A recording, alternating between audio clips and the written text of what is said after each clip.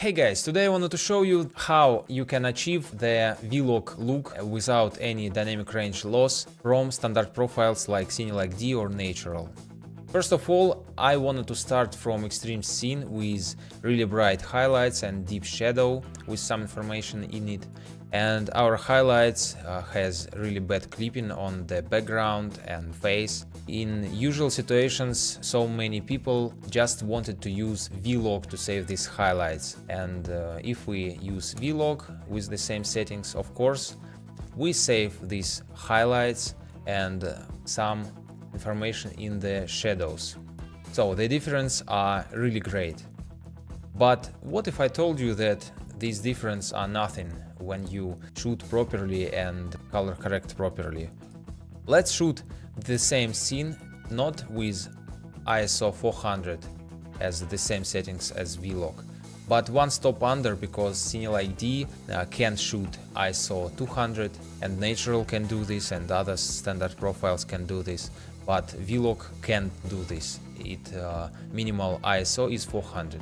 So if we shoot Cine Like D or Natural ISO 200, we will save highlights from the clipping, but you can say that we lost all information in the shadows which we have in V-Lock. That's also not true.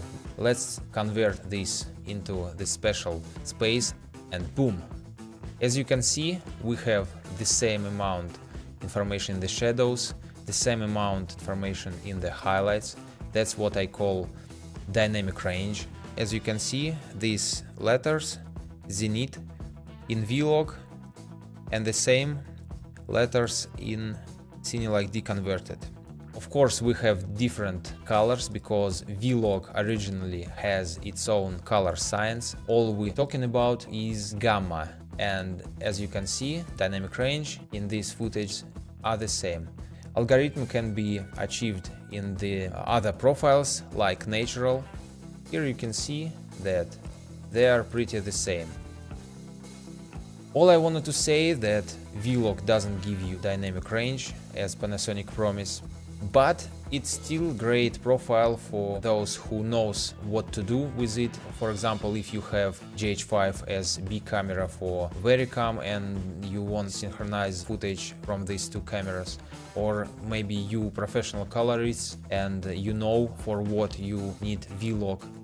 But if the only reason why you want to buy or use V-Lock is just for saving highlights, that's not the reason to use V-Lock, and I advise you just to use standard profiles. They contain exactly the same amount of information in the shadows and highlights. It's really easier to color grade than V-Lock. So just download my conversion lookup tables, experiment by yourself, and put your comments below. Thanks for watching and have a nice day.